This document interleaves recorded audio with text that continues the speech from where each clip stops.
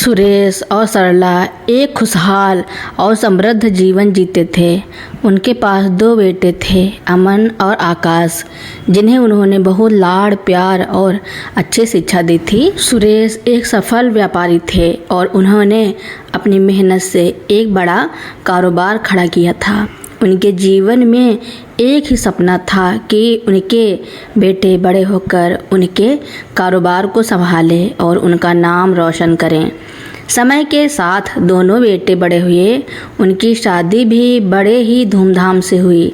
अमन की पत्नी रितिका और आकाश की पत्नी पूजा बहुत खूबसूरत थी, लेकिन उनका व्यवहार उतना अच्छा नहीं था। वे दोनों शुरू से ही पैसों को लेकर लालची थी और अपने सास ससुर को सिर्फ संपत्ति का जरिया मानती थी।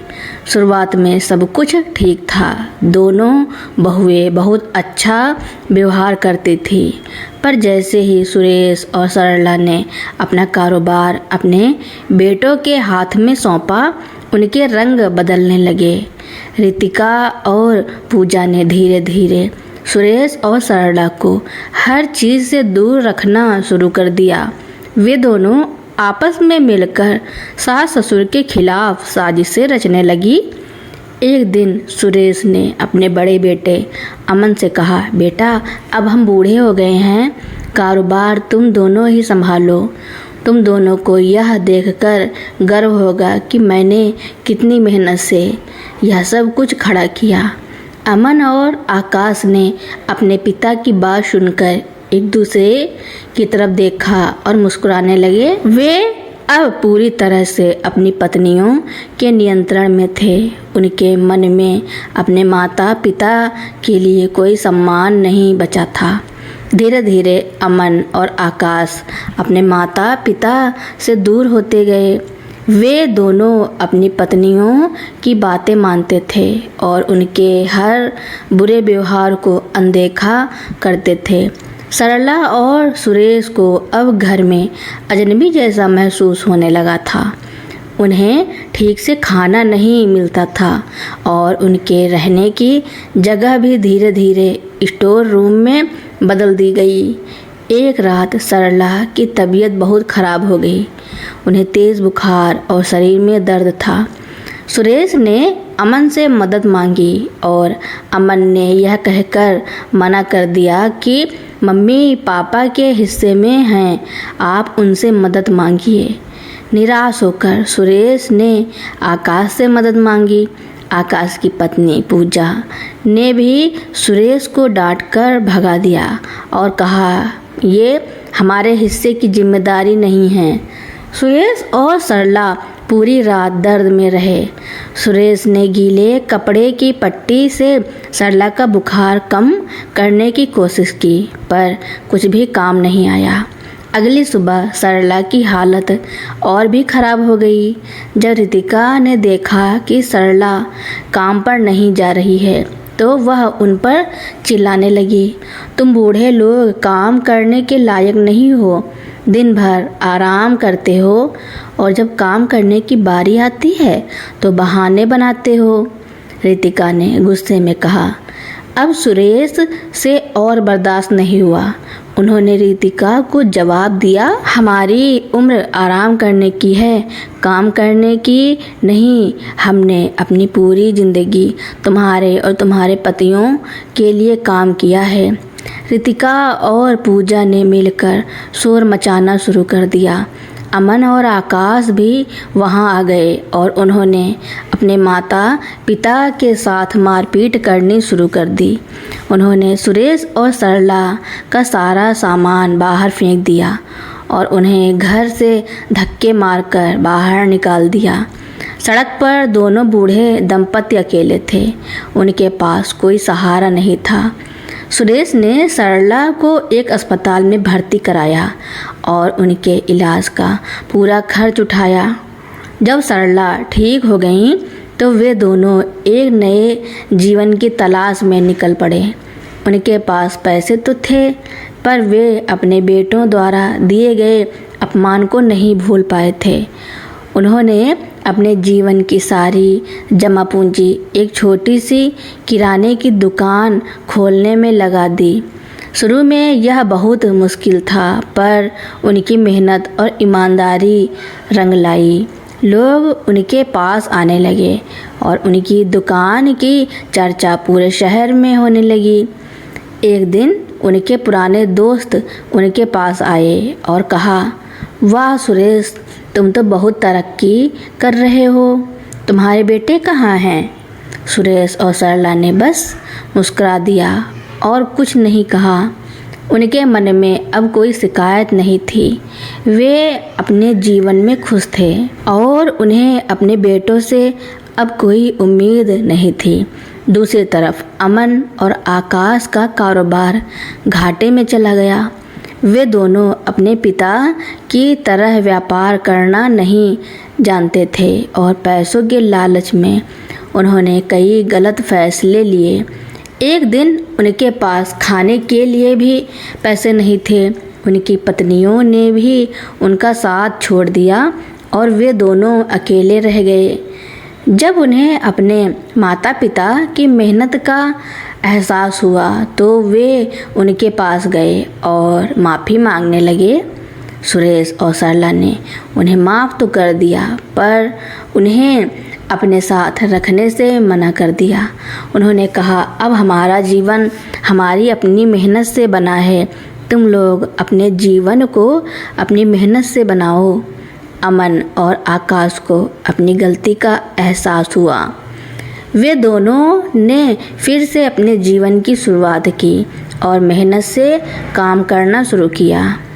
इस तरह सुरेश और सरला ने उन्हें एक नई सीख दी कि रिश्ते पैसों से नहीं बल्कि प्यार और सम्मान से बनते हैं। सुरेश और सरला ने अपना सारा ध्यान अपनी छोटी सी दुकान पर लगा दिया। सुरेश ग्राहकों से बात करते, उन्हें सही सामान चुनने में मदद करते और हमेशा मुस्कुराते रहते। उनकी ईमानदारी और नम्रता देखकर ग्राहक भी उनकी दुकान की तरफ खींचे चले आते थे। सरला भी उनका पूरा साथ देती थी।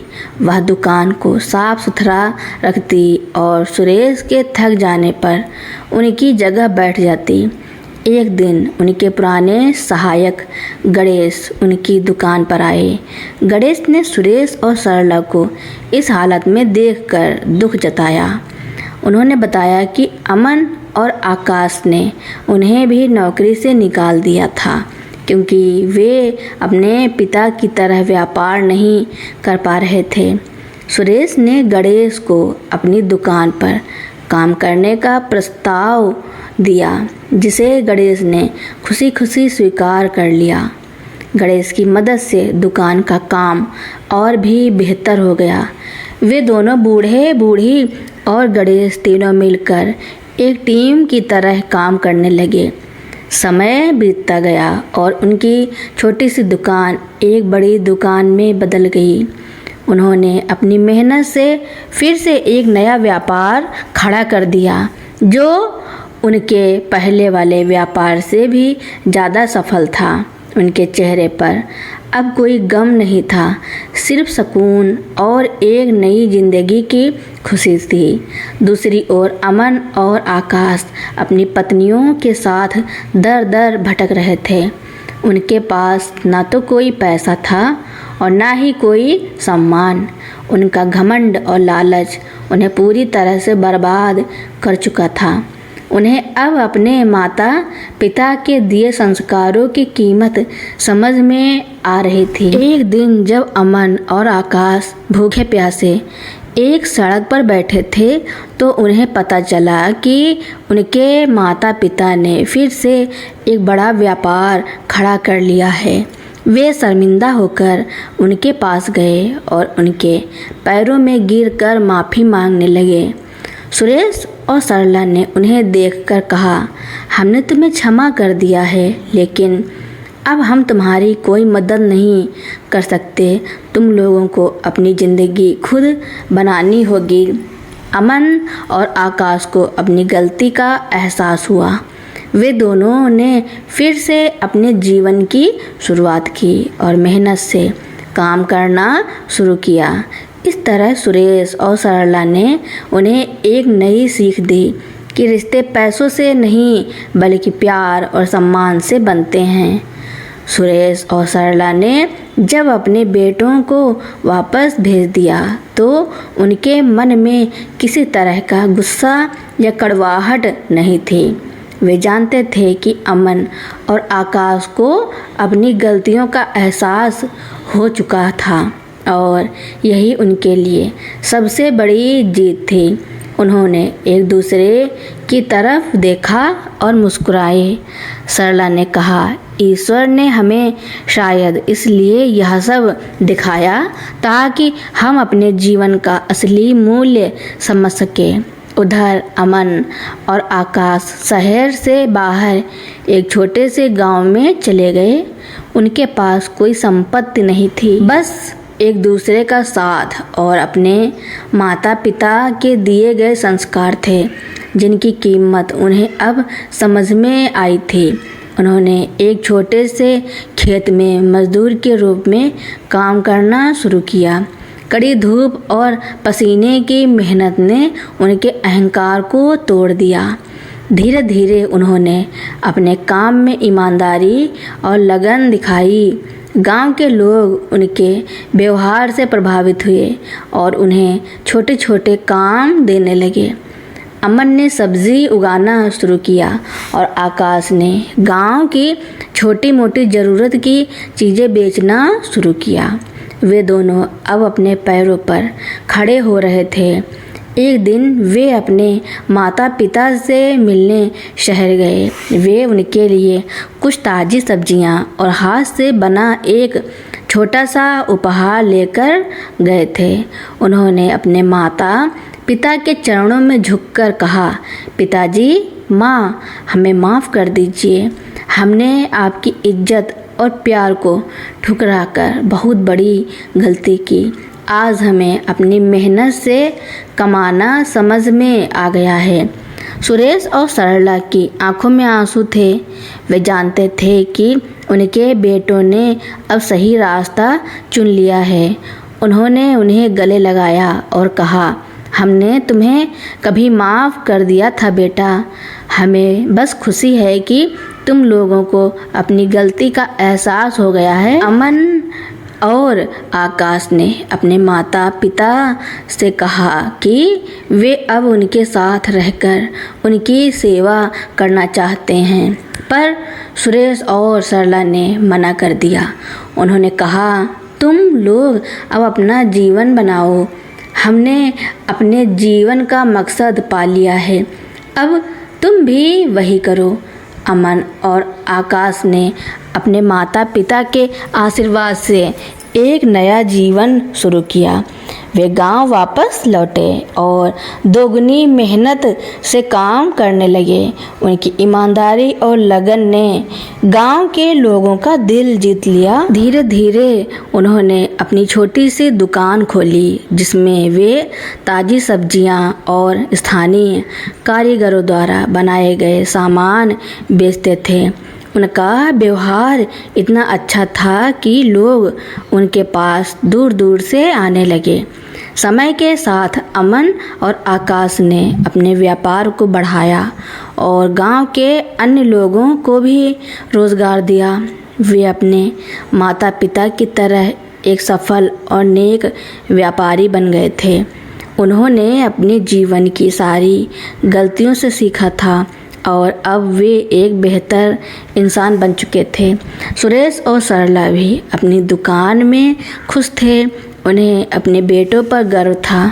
एक दिन वे अपने बेटों से मिलने गए और उन्हें देखकर बहुत खुश हुए। अमन और आकाश ने अपने माता पिता के पैर छुए और उन्हें अपने घर में रहने के लिए कहा। सुरेश ने मुस्कुराते हुए कहा, बेटा, अब हम बूढ़े हो गए हैं और हमें अब किसी की मदद की ज़रूरत नहीं है। हम अपनी ज़िंदगी में खुश हैं। यह सुनकर अमन और आकाश ने कहा, पिताजी, हम जानते हैं, लेकिन हम आपकी सेवा करना चाहते हैं। हमें बस एक मौका दीजिए। सुरेश और सरला ने उनकी बात मान ली और वे अपने बेटों के साथ रहने लगे। अब उनका परिवार फिर से एक हो गया था। यह परिवार धन दौलत से नहीं बल्कि प्यार और सम्मान से भरा हुआ था। सुरेश और सरला को अपने बेटों के साथ रहते हुए कुछ ही दिन हुए थे कि उन्हें एहसास हुआ कि अमन और आकाश सच में बदल गए हैं। वे अब सिर्फ पैसों की बात नहीं करते थे बल्कि परिवार के मूल्यों को समझते थे। वे हर शाम अपने माता पिता के साथ बैठकर उनके दिन भर की बातें सुनते और अपने जीवन के अनुभव साझा करते। एक दिन जब दोनों भाई अपने काम से लौटे तो उन्होंने देखा कि उनके माता पिता एक पुराने फ़ोटो एल्बम को देख रहे थे। उस एल्बम में उनकी बचपन की तस्वीरें थी। अमन ने पूछा, क्या देख रहे हैं माँ? सरला ने मुस्कुराते हुए कहा, तुम्हारी बचपन की तस्वीरें। हमें याद है तुम दोनों कितने प्यारे थे। आकाश ने कहा, माँ पिताजी, हम जानते हैं कि हमने आपको बहुत दुख दिया। हम अब उस गलती को सुधारना चाहते हैं। सुरेश ने कहा, बेटा तुमने अपनी गलती को स्वीकार कर लिया है, यही हमारे लिए सबसे बड़ी खुशी है। कुछ दिनों बाद अमन और आकाश ने अपने माता पिता के सामने एक प्रस्ताव रखा। उन्होंने कहा कि वे अपने व्यापार का एक हिस्सा अपने माता पिता के नाम करना चाहते हैं। यह सुनकर सुरेश और सरला चौंक गए। सुरेश ने कहा, नहीं बेटा, हमें इसकी कोई ज़रूरत नहीं है, हम खुश हैं। लेकिन अमन और आकाश ने जोर दिया और कहा, पिताजी यह पैसों की बात नहीं है, यह आपकी विरासत है। आपने हमें जीवन में आगे बढ़ने की राह दिखाई है। हम बस आपको यह दिखाना चाहते हैं कि हम आपकी मेहनत और मूल्यों का सम्मान करते हैं। सुरेश और सरला ने अपने बेटों की आंखों में सच्चाई और सम्मान देखा। उन्होंने इस प्रस्ताव को स्वीकार कर लिया। यह उनके लिए सिर्फ संपत्ति का हिस्सा नहीं था बल्कि उनके बेटों के पश्चाताप और प्यार का प्रतीक था। सुरेश और सरला ने अपने बेटों की सच्ची भावनाओं को स्वीकार कर लिया। उन्होंने अपने व्यापार का कुछ हिस्सा अमन और आकाश के नाम कर दिया। यह सिर्फ एक कानूनी प्रक्रिया नहीं थी बल्कि एक पारिवारिक समझौते का प्रतीक था। अमन और आकाश ने अपने माता पिता के साथ मिलकर काम करना शुरू किया। वे अब सिर्फ लाभ के लिए काम नहीं करते थे बल्कि समाज के लिए भी कुछ करना चाहते थे। उन्होंने गांव में एक स्कूल खोला जहां गरीब बच्चों को मुफ्त शिक्षा दी जाती थी। उन्होंने गरीबों के लिए भोजन की व्यवस्था भी की। धीरे धीरे उनका परिवार एक बड़ा और खुशहाल परिवार बन गया। सुरेश और सरला ने अपने नाती पोतों को भी वही संस्कार दिए जो उन्होंने अपने बेटों को दिए थे। वे उन्हें सिखाते थे कि जीवन में सच्ची खुशी पैसे में नहीं बल्कि अपनों के प्यार और सम्मान में होती है। इस तरह सुरेश और सरला ने न केवल अपने बेटों को माफ़ कर दिया बल्कि उन्हें एक नया जीवन भी दिया। उनकी कहानी हमें सिखाती है कि प्यार, क्षमा और ईमानदारी से हम किसी भी रिश्ते को फिर से जोड़ सकते हैं और एक बेहतर दुनिया बना सकते हैं। सुरेश और सरला ने अपने बेटों को माफ़ कर दिया और वे सब फिर से साथ रहने लगे। लेकिन कहानी का एक और पहलू भी है। अमन और आकाश की पत्नियां रितिका और पूजा कहाँ थी? जब अमन और आकाश ने अपने माता पिता को घर से निकाला था तो उनकी पत्नियां बहुत खुश थी। उन्हें लगता था कि अब सारी संपत्ति उनकी हो गई है। लेकिन जब अमन और आकाश का व्यापार घाटे में चला गया और उन्हें पैसों की कमी होने लगी तो रितिका और पूजा ने उन्हें छोड़ दिया। वे दोनों धन की भूखी थी और जब पैसा नहीं रहा तो उन्होंने अपने पतियों को भी त्याग दिया। रितिका और पूजा ने सोचा कि वे किसी और अमीर आदमी से शादी करके अपनी ज़िंदगी ऐशो आराम से बिताएंगे, लेकिन उनकी बुरी नीयत और स्वार्थी व्यवहार के कारण उन्हें कहीं भी सम्मान नहीं मिला। वे दोनों अकेली रह गईं। ना उनके पास कोई धन था और ना ही कोई सम्मान। उन्हें अपने कर्मों का फल मिला। जब रितिका और पूजा ने अपने पतियों अमन और आकाश को छोड़ दिया तो उन्हें लगा कि अब उनकी ज़िंदगी में कोई परेशानी नहीं होगी। वे दोनों शहर में रहीं और अमीर लोगों के बीच खुद को साबित करने की कोशिश करती रहीं, लेकिन उनके स्वार्थी और लालची स्वभाव ने उन्हें हर जगह अपमानित करवाया। कोई भी उन्हें अपने घर में जगह नहीं देना चाहता था, क्योंकि उनकी बदनामी पूरे शहर में फैल चुकी थी। एक दिन जब वे दोनों सड़क पर भटक रही थी तो उन्होंने देखा कि अमन और आकाश अपने माता पिता के साथ एक बड़ी और खूबसूरत दुकान चला रहे हैं। वे सब एक साथ बहुत खुश थे। यह देखकर रितिका और पूजा को अपनी गलती का एहसास हुआ। वे अपने पतियों के पास गईं और माफ़ी मांगने लगी। अमन और आकाश ने अपनी पत्नियों को माफ़ तो कर दिया, लेकिन उन्हें अपने साथ रहने से मना कर दिया। उन्होंने कहा, तुमने हमें तब छोड़ दिया जब हम परेशानी में थे। अब हम अपनी ज़िंदगी में खुश हैं और हम तुम्हें वापस नहीं ला सकते। रितिका और पूजा को अपने किए पर पछतावा हुआ, लेकिन अब बहुत देर हो चुकी थी।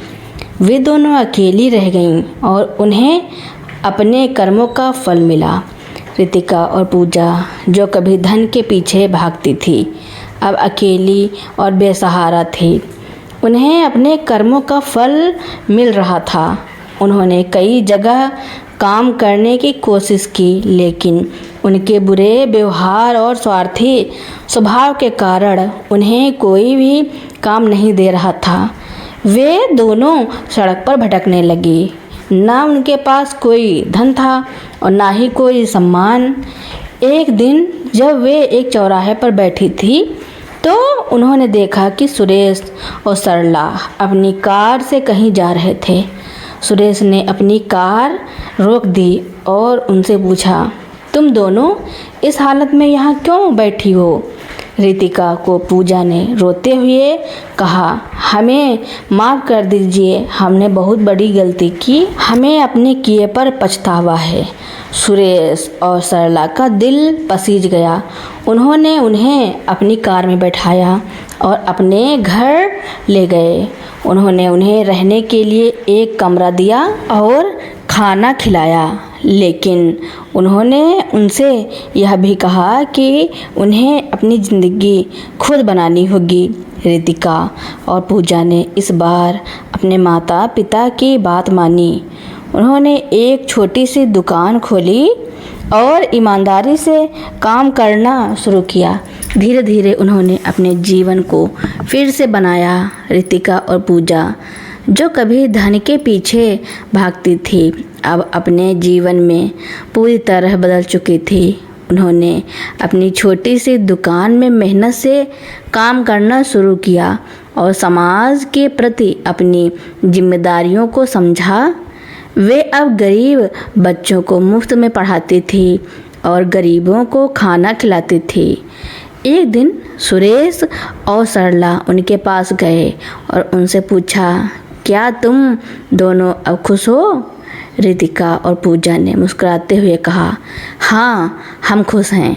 हमें अपने जीवन का असली मतलब समझ में आ गया है। इस तरह सुरेश और सरला ने न केवल अपने बेटों को माफ़ कर दिया, बल्कि उनकी बहुओं को भी एक नया जीवन दिया। उनकी कहानी हमें यह सिखाती है कि क्षमा सबसे बड़ा दान है और प्यार से हम किसी भी रिश्ते को फिर से जोड़ सकते हैं। सुरेश और सरला ने अपने बेटे और बहुओं के साथ जो किया उसके बारे में आपका क्या कहना है और यह कहानी आपको कैसी लगी? कमेंट में ज़रूर लिखना। मेरी कहानी सुनने के लिए आपका बहुत बहुत धन्यवाद।